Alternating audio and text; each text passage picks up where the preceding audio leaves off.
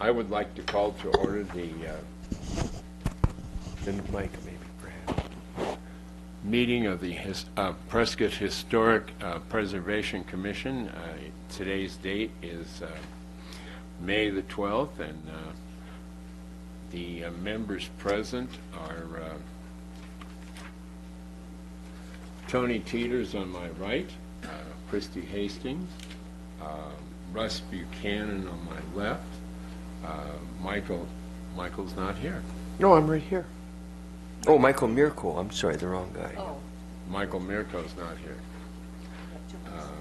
Councilman Shiska is present, Robert Burford, Michael King, and I'm your chair, Gary Edelbrock. This is an open meeting and being videotaped and recorded by the city. The proceedings are being televised by representatives of the public media, local cable and/or radio stations, and may be recast. The number of the commission members present is 6. It will require 4 for a majority. Any parties wishing to be heard on an issue are asked to raise their hands and be recognized by the chairman prior to speaking. Speakers are expected to state their name, address for the record so we know who is speaking and can contact them at a later date. Please turn off any and all cell phones and electronic devices if you have not already done so, and please sign the attendance record before leaving.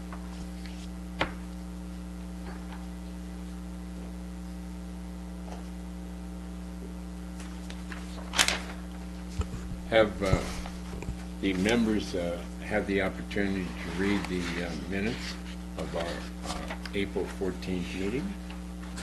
Yes? Yep. Anybody want to make a change or a modification to the minutes?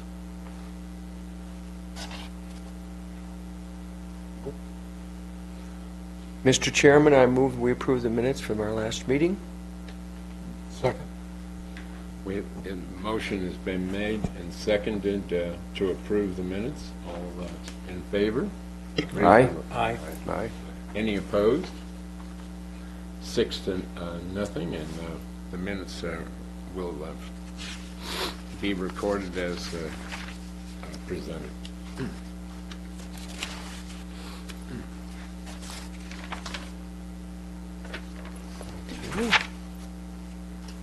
Next item on the agenda. Okay. The next item on the agenda is a presentation for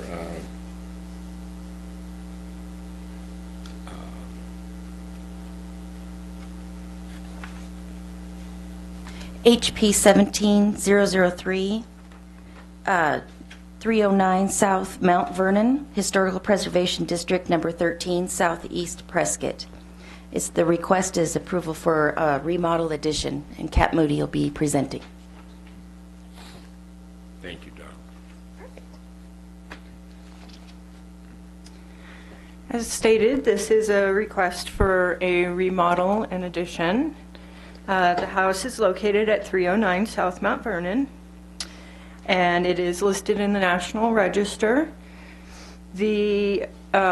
Previously, this commission had approved work for foundation repair and reconstruction of the front porch and drainage and landscape improvements for this same location.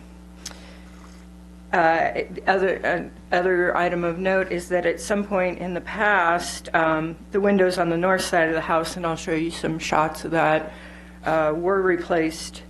That was done without a permit, and that work did not go before this commission, and we don't know exactly when that would have happened.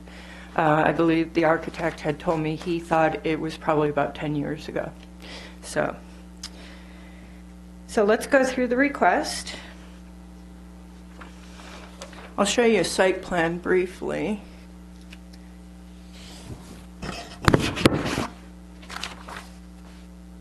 So this is the front of the house. So this is Mount Vernon here on the left of the screen. And so this is the original portion of the house here. The addition that's being requested is on the rear, and it's just slightly over 10 by 17 feet. So they're looking to expand the footprint of the house by about 184 square feet. And I'll show you some elevations in just a moment. So the included with the expansion addition request, the rear deck would also be extended, and new exterior stairs would be adjacent to the rear addition.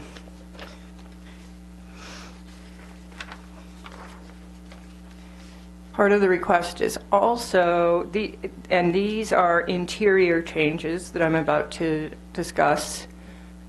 So these particular changes, the interior portions, would not impact the exterior view of the home.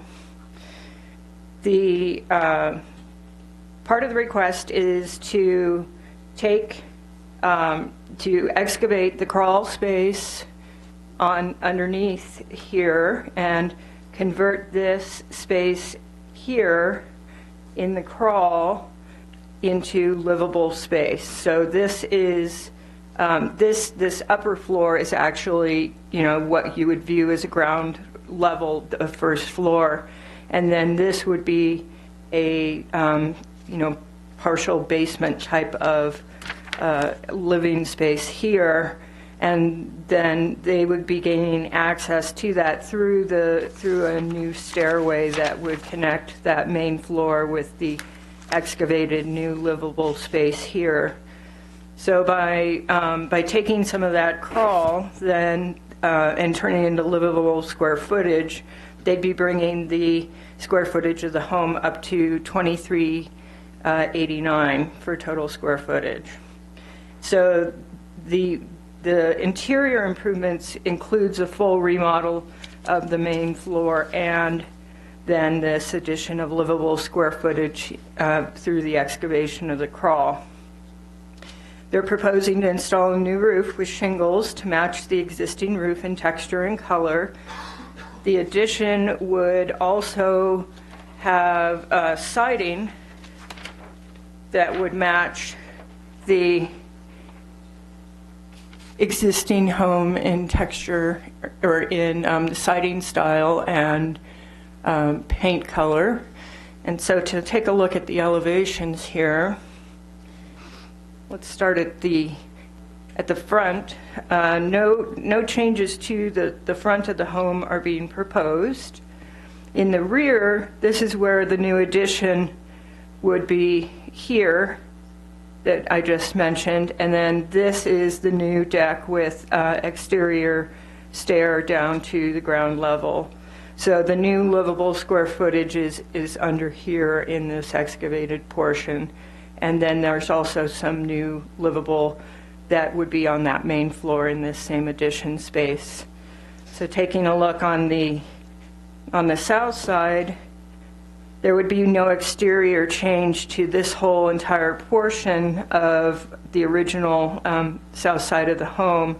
This is the new addition you're seeing as you look through there. And so taking a look at the north side, this is one area where you would see a change in the window arrangement for this north side of the home.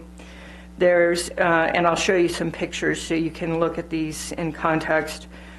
These two small windows, which there are two small upper windows that are very similar to these being proposed, these would be new windows because the existing ones would not work with this remodel plan. And then there's two windows here which are being proposed to be removed. And then this is the addition here in the rear.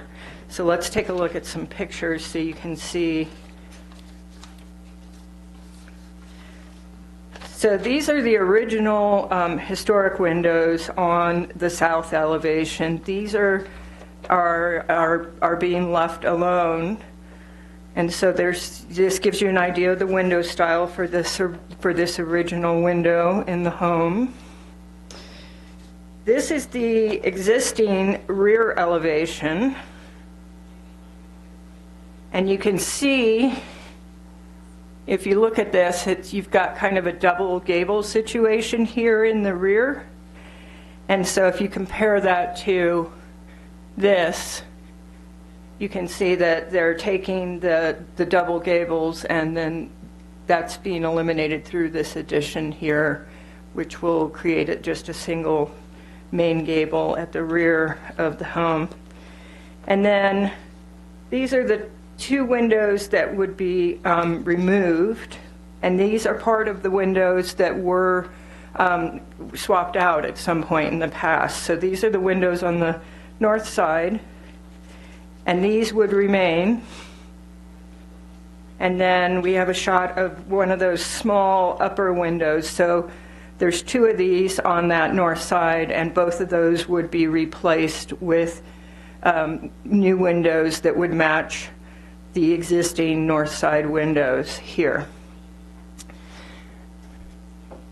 And we do have both the homeowners and the architect in the audience. So with that, I'm going to turn it over to you all for discussion and questions.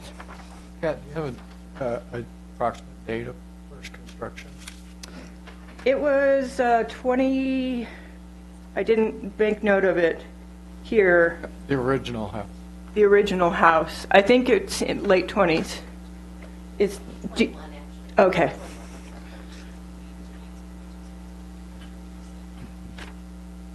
Yes. I noticed that it's going to get a new roof. Yes. The entire structure. Is there going to be an attempt to straighten out the sagging eave on the right-hand side of the house and the inconsistent plane of the roof line in approximately the same area? Yes, my name is Richard Davis. I'm the architect with Alliance Architecture, P.O. Box 4388 in Prescott.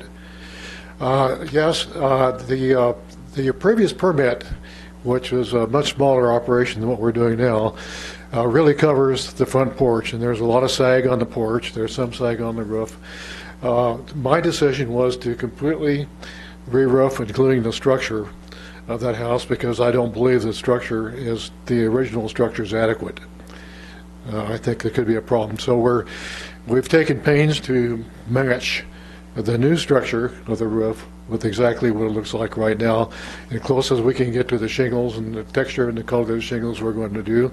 In terms of the eaves and the fascia, it's all going to be exactly like you see style-wise, but the roof itself is, I don't believe, structurally adequate, if that would answer your question. So you don't believe that the structure of the roof is adequate, or? Yes, sir.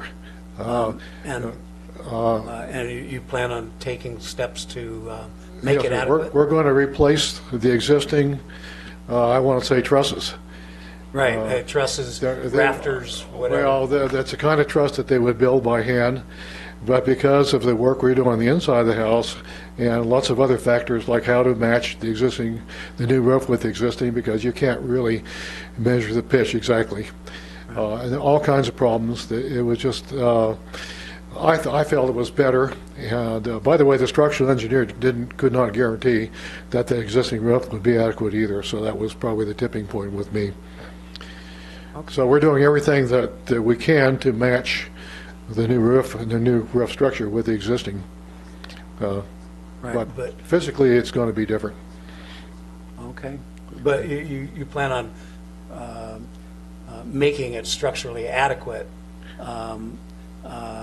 The probably stick-framed rafters that went down on the rafters, right as side. you see the rafters, they would just be extensions or nail-on extensions to the truss, depending on how they want to do it. But the original, the way the rafters come out and they're visible from the outside, that would remain the same. Okay. So you can probably, I don't know if you can see it, you can just see it on the front porch, see the way that... Yeah, you can't the really pitch is? see what we're talking about. Yes, that's the way we want to keep it. Yeah. I was just wondering if the sag and the eave would be addressed, and then the inconsistent plane of the right portion of the roof Yeah. would be addressed, because it's, some of it sags and some of it is okay, and Yeah, that all goes with the new roof. It's going to be a completely new roof. The only part that's existing on the roof is the front pop-out over the porch, and per the previous permit, that's all going to be leveled back up again. okay. Okay. You say new roof, you mean roofing or the structural portion underneath the roofing? With the exception of this pop-out over the porch, the entire roof structure is new, Uh-huh. as well as the roofing. The roofing, of course, and the eaves are to match the existing. Okay. Yes, Alrighty. I had a question about the double gable. Can you use the mic, Sorry, please? I had a question about, am I on? Can you hear me? Yes. The double gable profile in the back that's going to be removed, is that by extending The twin existing- gables? Yeah, the twin gables, is that going, you're going to extend that out to accommodate Yes. the new space there, so it'll be just one gable? Okay. Is Well, that two correct? things, the way I looked at it was when you have a valley right there, that's a dangerous leak This problem. is a little better Oh, yeah. shot. And there. we felt after talking to Kat that we weren't too worried about the back elevation. That wasn't Right, going to right, be. it's not If really. I understood that. Yeah. Yeah, No, and that's the reason true. basically is when you have rainwater coming down, you can see the little downspout right there going down. That's a very dangerous situation. Yes. And by the way, that's the number one thing an architects get in trouble for is Drainage. water penetration through the roof or the walls. Structures, no problem. So Yeah. you're basically taking this gable end and extending it out. Yes, Yep. ma'am. Uh-huh. And then I just had another question about the south elevation, the little windows that are going to be removed? No, Or the replaced? north elevation. North, I'm sorry. Yes, north elevation. North elevation, yes. So And that's and will the those be east. the same Okay, configuration?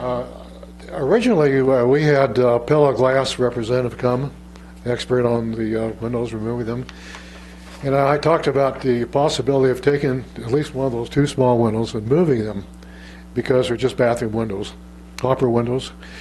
And she told me that it was virtually impossible to move a window like that when you're going in from a 4-inch wall to a 6-inch wall. I just took her advice. We could, as far as I could say, I could change the plans and say, these windows will be moved over the new location of the bathrooms. They don't match each other. They're two separate sizes. Gee. If possible. But I don't think that they're going to be able to move it, honestly. So I think we're going to have to just replace windows that are as close as we can. Oh, sure, Yes, sure. uh-huh. Absolutely, yes, okay. So then you'd be. No, you'd be- I see right now that I'm looking at the new Yes. presentation, and that's what they will look like then. I'm The sorry? new, I was looking at where are we? Could we see the, Yes. The the plan. south plan? Yeah. Yeah, the The trim is plan, going to be the the plan. same. Okay, Yeah. so that's exactly what they're going to look like, is what I'm trying to get at. That's the configuration of the small windows. Yeah, that that's you're what they're planning to proposing. Put in. Yes, just the small windows. Okay, gotcha. And then you would be matching this style here, these other windows that are Right. on that north side. Yes. Right. Now, just to give you some idea, we actually do have 3 existing window styles. And so the question is, and one of those window styles is illegal, was put in illegally. The question is, well, which window style we go with? We decided, Kat and I had a meeting and decided that if possible, we could use the windows on the south just like they are, not move anything.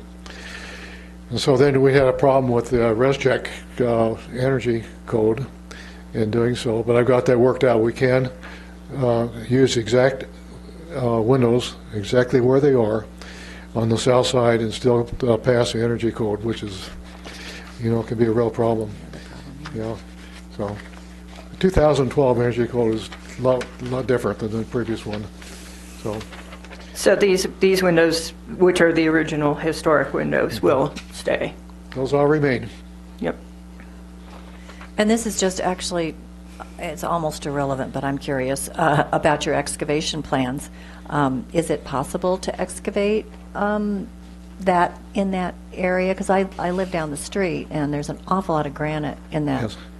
in the ground. The contractor that we have specializes in moving homes and excavating them.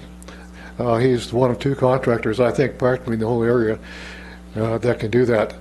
And if you look at some of the other houses that remodeled in terms of the basement down, trying to think of that big one on the corner of Park and Gurley, do you recall? Park pretty- and Gurley, the Brinkmeyer Brinkmeyer. house. Yes, that was sort of the same way, and he says he can do it. And he says that he has a place that in the back of the plate where we can store the excess dirt and do it.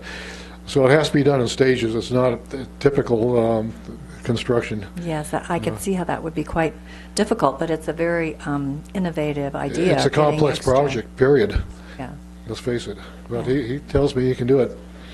You know, Good. similar to what he's done in the past, around town. So that's Denny Construction, or you know him. Gary Denny. Yeah. Yes. So he uses big I-beams and all kinds of stuff and floor jacks. I think he's got 100 floor jacks. So that's what he does. Wow. Yeah. So Ambitious. a very ambitious project. That's for sure. Yes, indeed. Yeah. Robert?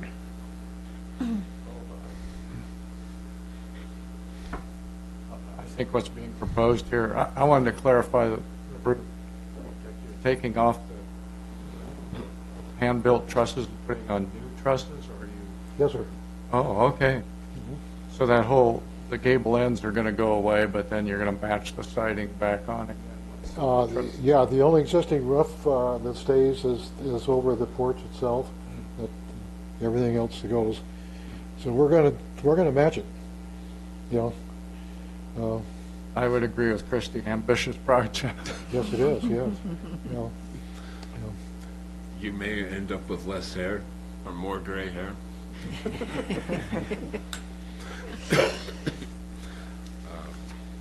Any other comments from the commission? Do we have a motion to approve?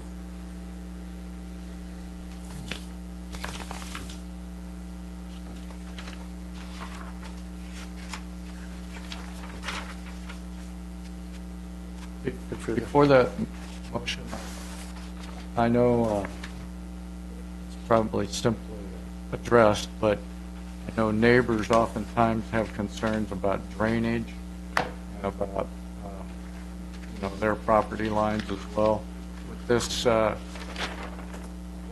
overdig for the basement level, or the lower level, are there any concerns at all, or is it simply addressed by the slope of the site that it's easily swaled and taken to the rear?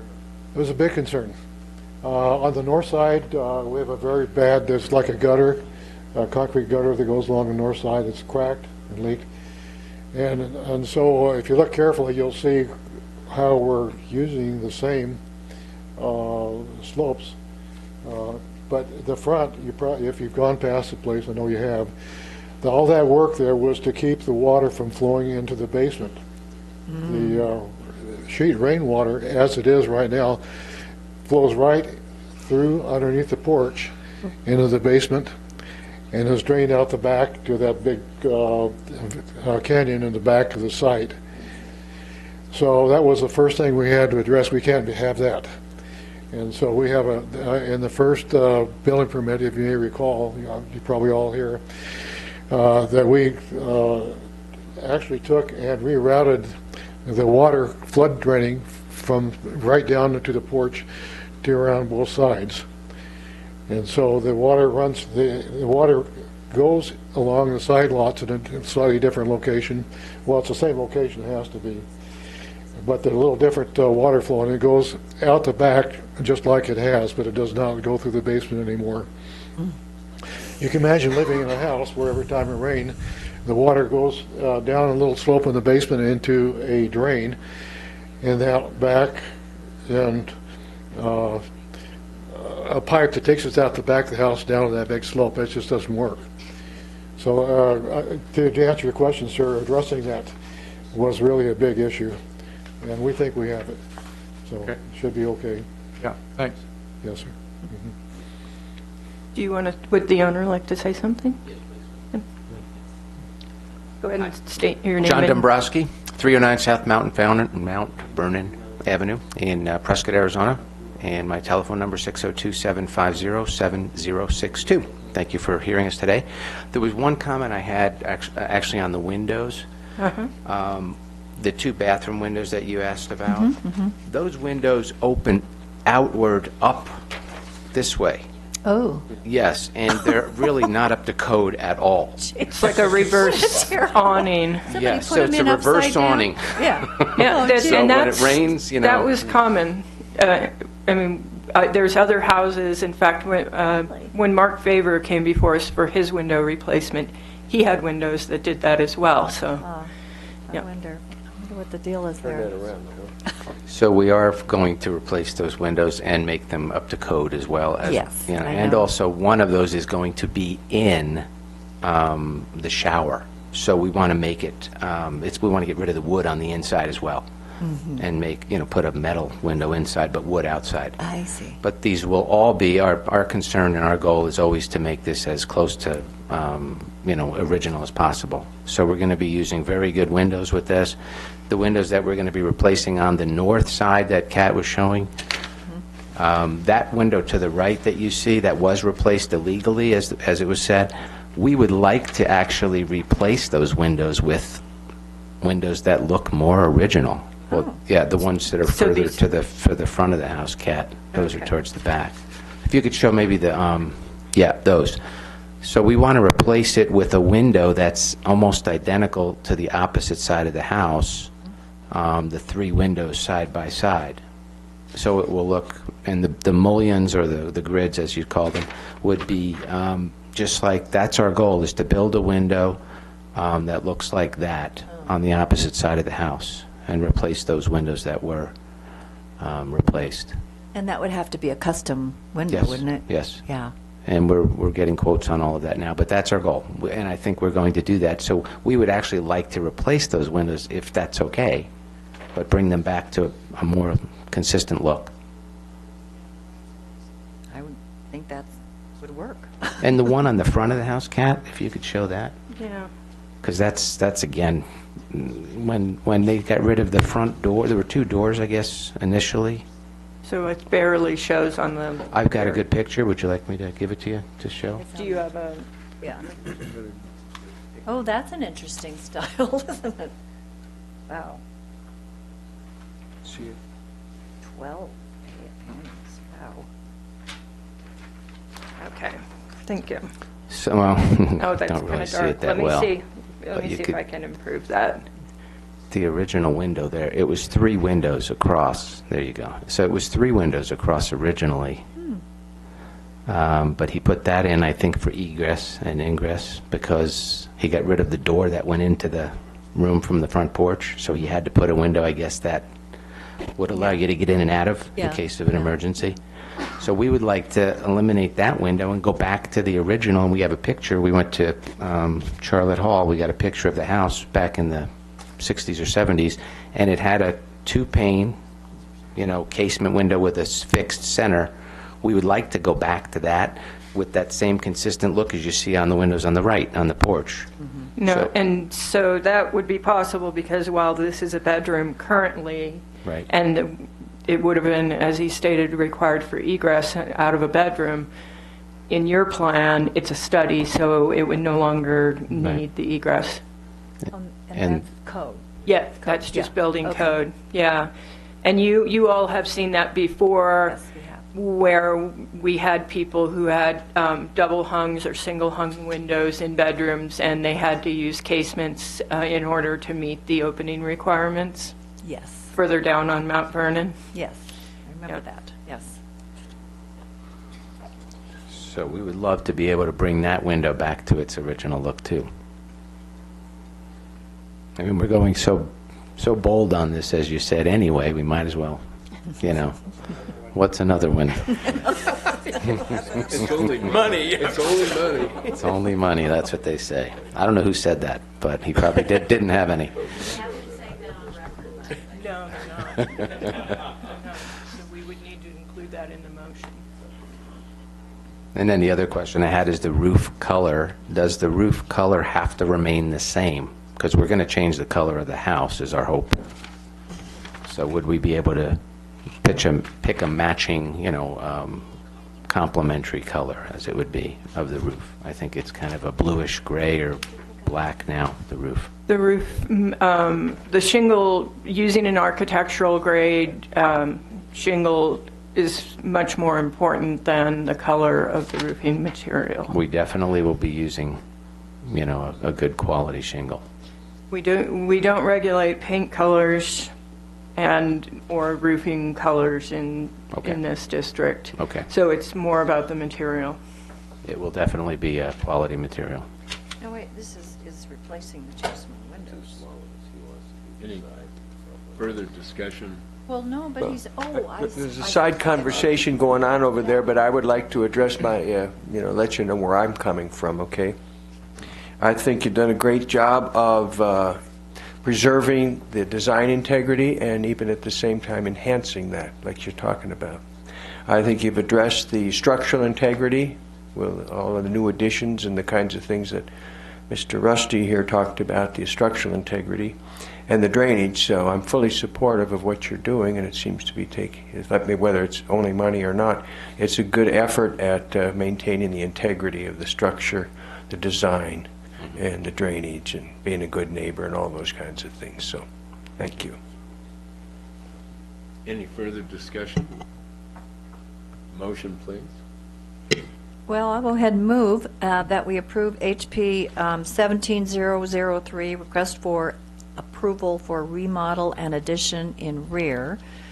And I would like to add, it's a I don't know how to word it. To also add approval of your plans to replace your windows to match the south side. Can I do it that way? And Or do we need to do a separate process? So there's a couple of amendments that will have to happen because the request didn't include this front window replacement. Right. So that needs to be added because the request as it was presented didn't include that.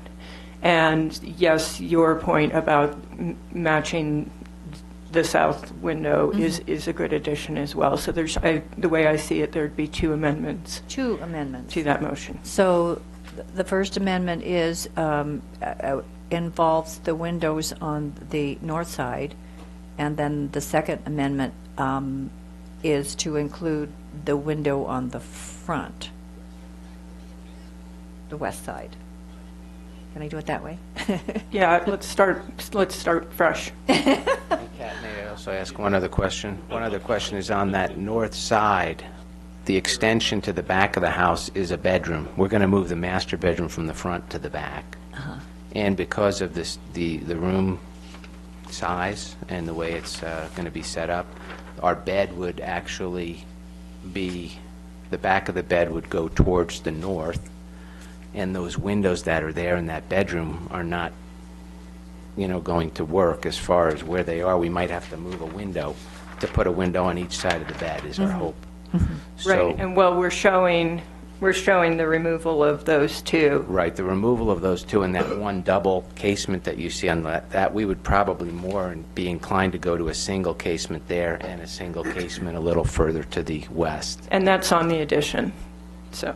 Yes, that's on the Yeah. addition, just so that we would have consistency, and I don't want you to be surprised if when we come back and we take pictures when we're finished, that a window was maybe moved a little bit from this drawing. Kat, do you want one motion restated, or do you want a motion with an amendment and an amendment?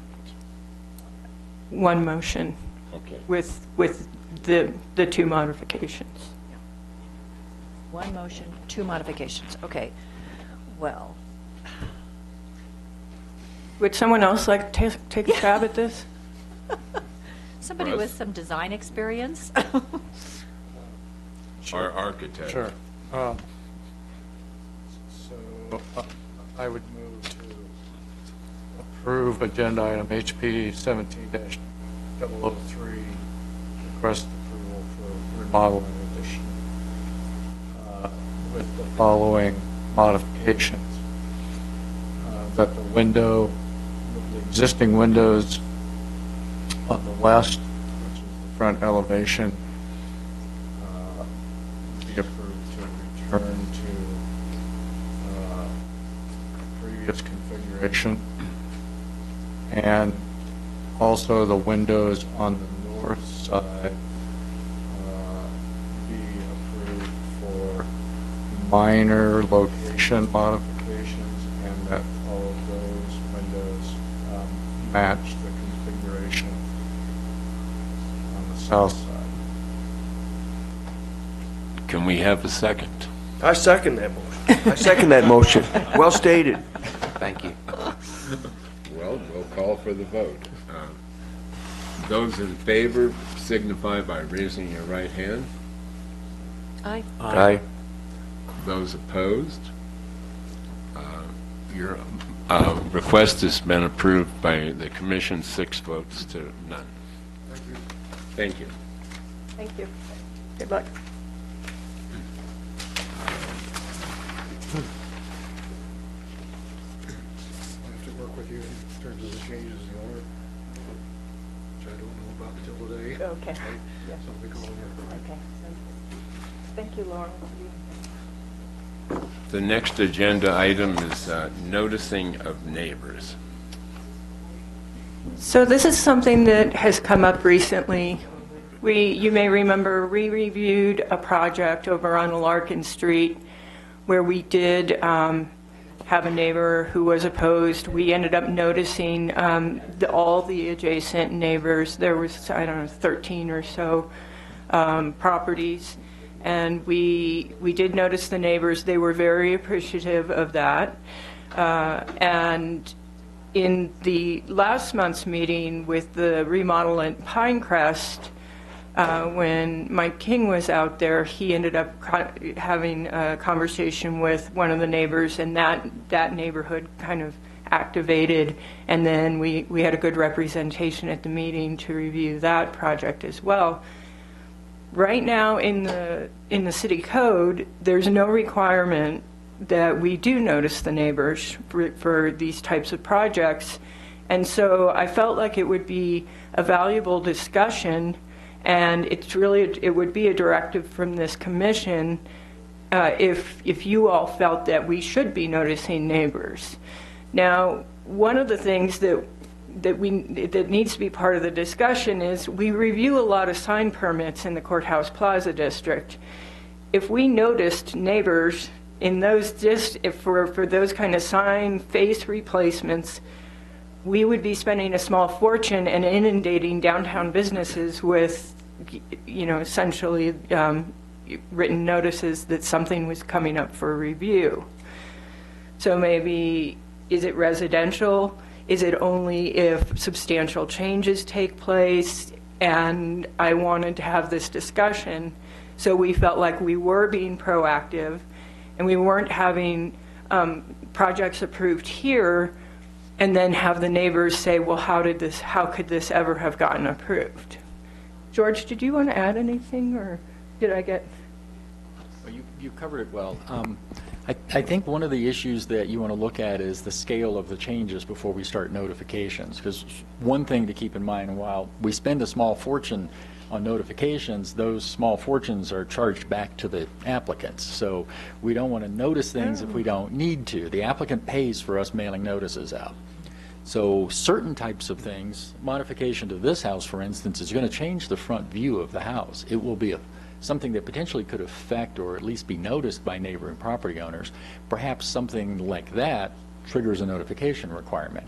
You often get very minor modifications. They're required to come before you, but they really don't affect neighboring property owners, and there's no reason to add the additional burden of the notification if that's the case. So I think contemplating the scale of changes is how you're going to make that determination if you choose to go with a public notification, excuse me.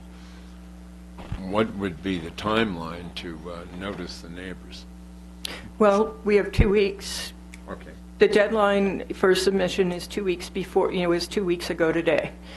So I don't get all the materials till 2 weeks prior. So in order to notice them, I'd at least have to have begun a summary or synopsis of the project.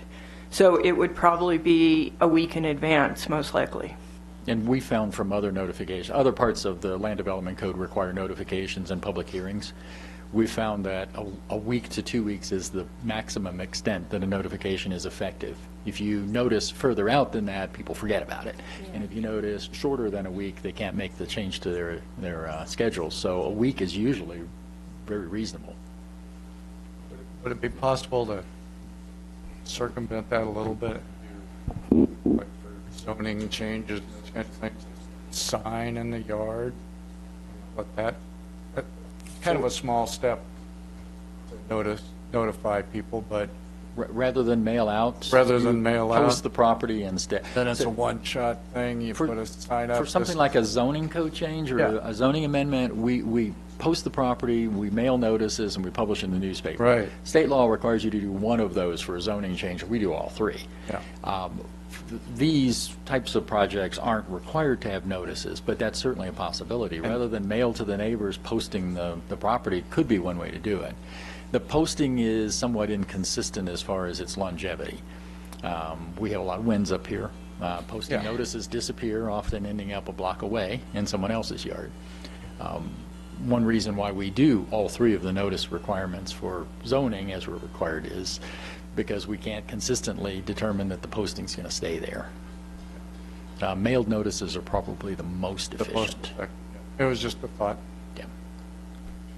Seems like a lot of effort.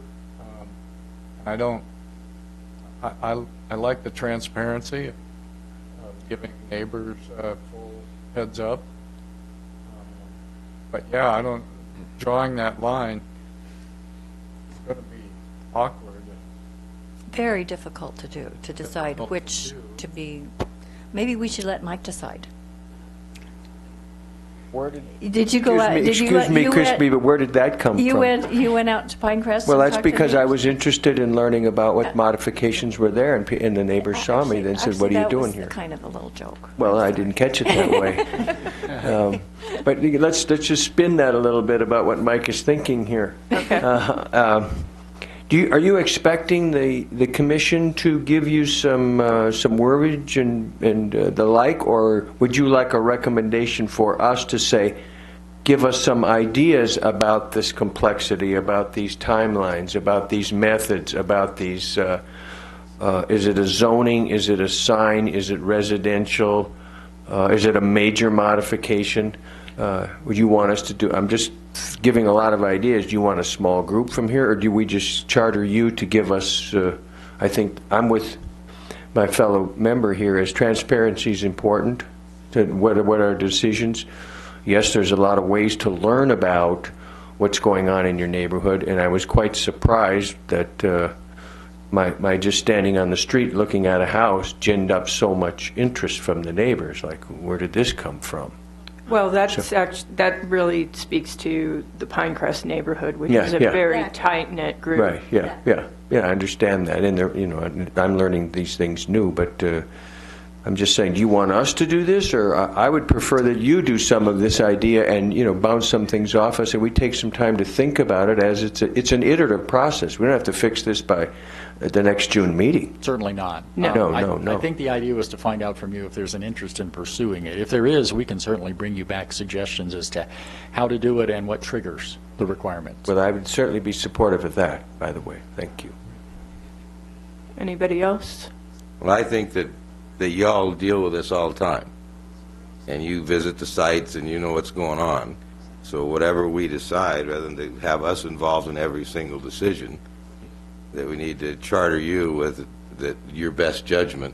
If you think it needs to be posted or mailed, then we trust you to do that, because you know far more than probably any of us here on a day-to-day basis.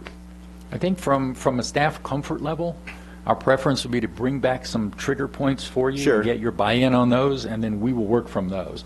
And we can exercise the judgment. What we don't want to do is to find ourselves in a position of Cat exercises that judgment on one project and is on vacation, and I exercise it on a different one, and we do something Well, different. there can that be some neighbors are- guidelines, but you Right. guys, it needs to be where you know kind of where the trigger points are, but a little bit of leeway either way. Yes. You know what I'm saying? And then We exercise and then judgment y'all- all day on That's right. projects, so we're certainly So- comfortable with that. Yeah.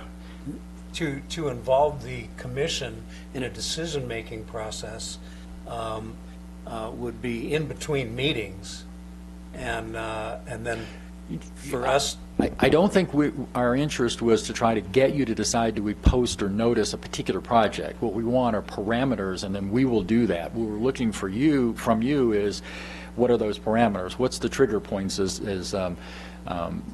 Teeters said? We're not looking for you to decide between meetings whether you post the property or not. We will do that, but we're looking for guidelines from the commission. First, are you interested in pursuing that type of notification process? And if you are, what triggers the requirement for it, at least in rough terms? And from that point forward, staff will handle it administratively. So it could be, in addition that has 50% square footage increase or something, or has substantial changes visually to the front of the home, or may substantially impact a shading of a neighbor's house. Like the addition we had onto the property that wanted to become a vacation rental. Remember, they were adding an entire second floor, and the neighbor to the north was concerned about being shaded by that addition. There is a direct and easily identifiable impact on an adjacent property owner, so that would have been one where notifications would have been appropriate. That would be an easy trigger point, for instance, for us to use. Well, taking that, go ahead, please. I think one of the things that we run into on the council level is things sound great, but there are a lot of unintended consequences. So when you come with suggestions, could you also think a little further and present for the group what some unintended consequences might be? If you guys know that, then you're going to be eons ahead of some of the places where we've been, where we've had to deal with the unintended consequences after the fact. So, if you could do that, that would be, you guys would be heads up. Good point. Good point. Kat, does this require a motion or just a No. direction? So what we'll do is we'll come up with some potential triggers or some language, and then at that point, I'll bring it back For discussion, that's a great. for discussion, and then at that point, if you all decide you want to support that, then we could implement it. But it's not necessary, it's not a requirement, so we don't have to do this. It seemed like the way we, the way we did notice on one project, and we didn't mail notices in Pinecrest, but actually ended up with full neighbor engagement. And it started to feel like, well, maybe we should be. I don't know. And we could also, we may come back and propose a trial period, 6 months, and see how it works. Doesn't require change in any kind of codes. All it is a policy of this body, so something you have flexibility on. Yeah, I'd rather not get involved in written codes. Yeah. Yeah. Okay, we'll bring back some potential possibilities for you. Agenda item number 5 is the update of current events or other items of note. I do not have anything additional. Does anyone else? Okay. In that case, we will adjourn the meeting, and it's 8:51. Meeting adjourned. Thank you. we almost